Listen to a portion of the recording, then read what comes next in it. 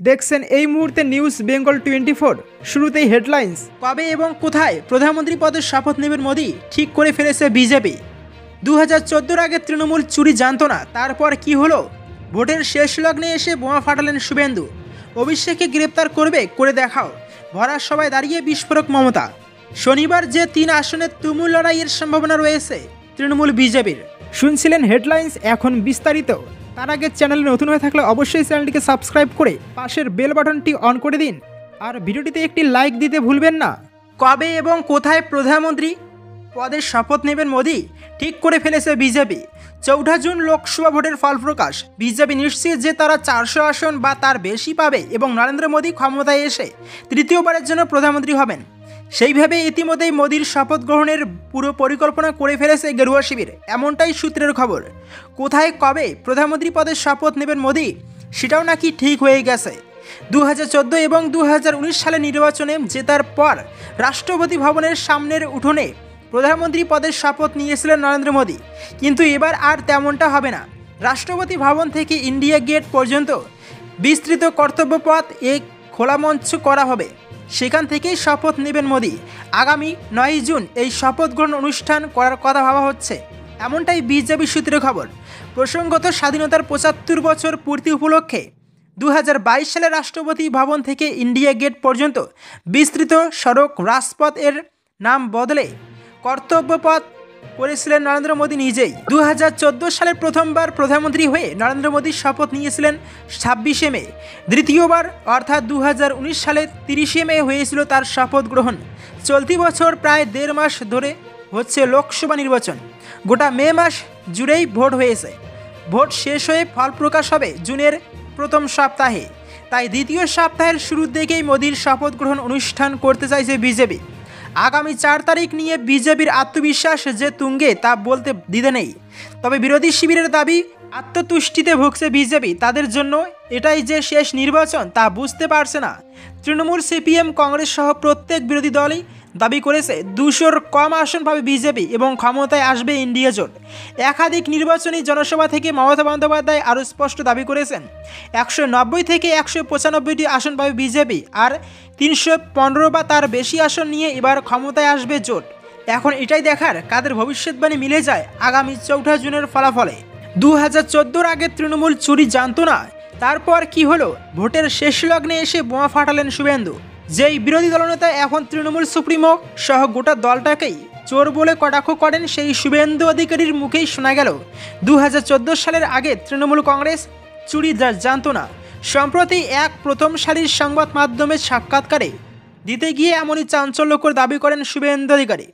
শুধু তাই নয়, লোকসভা ভোটের শেষ দফার আগে একেবারে আক্রমণাত্মক মেজাজে দেখা গেল নন্দীগ্রাম বিধায়ককে। 2020 সালের 19শে ডিসেম্বর সকলকে অবাক করে তৃণমূল ছেড়ে বিজেপিতে যোগদান করেন শুভেন্দু।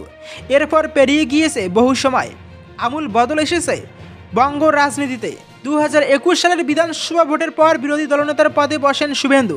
বর্তমানে বাংলায় তৃণমূলের বিরুদ্ধে লড়াইয়ে অন্যতম প্রধান মুখ অধিকারী বাড়ির এই ছেলে এবার লোকসভা নির্বাচনের শেষ লগ্নে এসেছে। পুরনো দল নিয়ে মুখ খুলেন শুভেন্দু।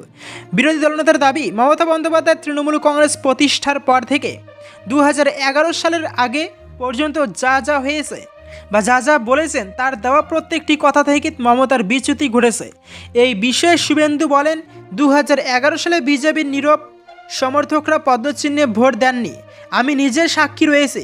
কমিউনিস্টদের অত্যাচার থেকে বাঁচতে তারা মমতা বন্দ্যোপাধ্যায়কে ভোট দিয়েছিলেন, কিন্তু ওর প্রত্যেকটা পদে বিচ্যুতি ঘটেছে। ভোটের মাঝেই কিছুদিন আগে নিজের কোলাঘাটের বাড়িতে হওয়া পুলিশি অভিযান নিয়েও মুখ খোলেন শুভেন্দু। এই নিয়ে মমতা বন্দ্যোপাধ্যায়কে তীব্র আক্রমণ করেন শুভেন্দু। পাশাপাশি অভিষেক বন্দ্যোপাধ্যায় আয়কর হানার কথা পূর্বাভাস প্রসঙ্গে শুভেন্দুর ব্যাখ্যা, কলকাতায় ওদের যে আইপিএস অফিসার রয়েছে তারা তো নিজেদের ব্যাচমেটের মাধ্যমে খবর দেওয়া নেওয়া করেই থাকেন, তাই এই ধরনের খবর ওরা পেতেই পারেন। তবে এর জন্য তো আয়কর হানা আটকে থাকবে না। 2024 নির্বাচনের আগে থেকেই বাংলার বিজেপির ভালো ফল নিয়ে যথেষ্ট আশাবাদী শুভেন্দু অধিকারী। এদিন সাক্ষাৎকারেও ভোটের ফলাফল প্রসঙ্গ উঠলে শুভেন্দু বলেন, এবার তৃণমূলের থেকে বেশি আসন পাবে বিজেপি। কটা বেশি সেই নিয়ে অবশ্য কিছু বলতে চাননি শুভেন্দু। অভিষেককে গ্রেপ্তার করবে, করে দেখাও। ভরা সভায় দাঁড়িয়ে বিস্ফোরক মমতা, তোলপাড় রাজ্য রাজনীতি। ষষ্ঠ দফায় লোকসভা নির্বাচন শেষ হয়েছে, হাতে আর বাকি আগামী 1 জুন সপ্তম ও শেষ দফায় লোকসভা নির্বাচন। গত মঙ্গলবার কলকাতায় আবার মোদি রোড শোয়ের দিনেই জোড়া পদযাত্রা করেছেন মুখ্যমন্ত্রী মমতা বন্দ্যোপাধ্যায়।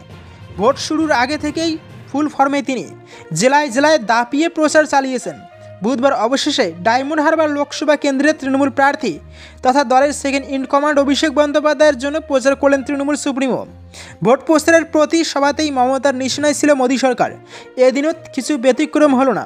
এদিন মেটিয়া ব্রুজের সভায় দাঁড়িয়ে একযোগে কেন্দ্রীয় সরকার ও ইডি সিবিআইকে আক্রমণ শানান মুখ্যমন্ত্রী।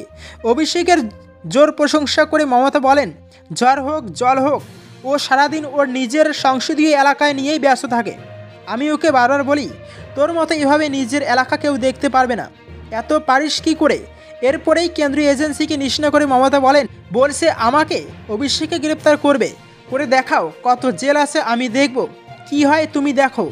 মমতার আক্রমণ, একটা প্রধানমন্ত্রী হাঁটুর বয়সী ছেলের পিছনে লাগছে, ওর সাথে রাজনীতি করছে, ও 2.5 বছর বয়স থেকে দল করছে।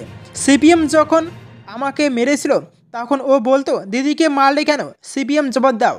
সম্প্রতি এক সংবাদ মাধ্যমকে দেওয়া সাক্ষাৎকারে প্রধানমন্ত্রী নরেন্দ্র মোদী জোর গলায় বলেন, লোকসভা নির্বাচনে গোটা দেশের মধ্যে বাংলাতেই সব থেকে বেশি সাফল্য হবে বিজেপি।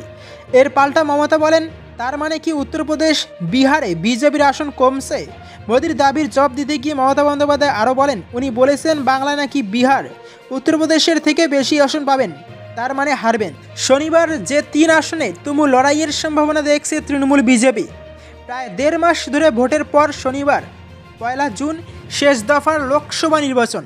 বাংলায় এই শেষ দফা নির্বাচনে 9টি আসনে ভোট গ্রহণ করা হবে। তবে রাজনৈতিক সূত্রের দাবি, শেষ দফার এই ভোটে ধুন্ধুমার লড়াই হতে পারে 3টি আসনে। শেষ দফায় যে 9টি আসন ভোট গ্রহণ করা হবে তার মধ্যে দক্ষিণ 24 পরগনা জেলায় রয়েছে 4টি আসন। এই 4 আসন হলো যাদবপুর, মথুরাপুর, জয়নগর ও ডায়মন্ড হারবার। তৃণমূলের দাবি, এই 4 আসনে কোনো লড়াই নেই, জোড়াফুল ড্যাং করে জিতবে। পথে প্রচারে বাম বিজেপি তা মানছে না, সেটাই বাস্তব। এছাড়া শেষ দফায় উত্তর 24 পরগনার 3টি আসনে ভোট হবে, দমদম, বারাসাত, বসিরহাট। সেই সঙ্গে রয়েছে কলকাতার 2টি আসন, উত্তর ও দক্ষিণ কলকাতা। এখন কৌতূহলের বিষয় হলো, কোন 3টি আসনে ধুন্ধুমার লড়াইয়ের সম্ভাবনা রয়েছে।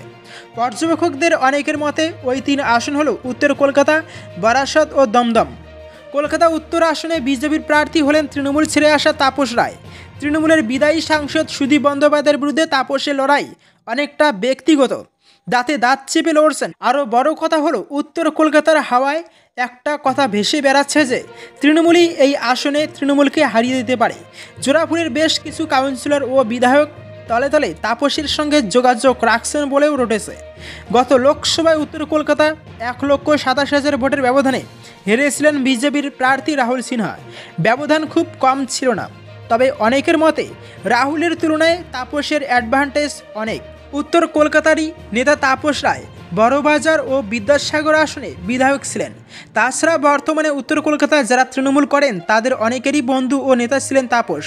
তার সম্ভাবনা আন্দাজ করেই উত্তর কলকাতায় রোড শো করেছিলেন প্রধানমন্ত্রী নরেন্দ্র মোদী। উত্তর কলকাতা আসনের পরই জমজমাট লড়াইয়ের সম্ভাবনা রয়েছে বারাসত আসনে। গত ভোটে বারাসতে তৃণমূল প্রার্থী কাকলি ঘোষ দস্তিদার 1,10,000 ভোটে জিতেছিলেন ঠিকই, কিন্তু পর্যবেক্ষকদের একাংশের মতে সেই ফলাফলকে বিধানসভা ওয়ারি ভেঙে দেখলে বোঝা যাবে তৃণমূল বিজেপি লড়াই সেখানে বেশ টানটান। গত লোকসভা ভোটে জ্যোতিপ্রিয় মল্লিকের বিধানসভা আসন হাবড়ায় তৃণমূল পিছিয়ে ছিল প্রায় 20,000 ভোটে।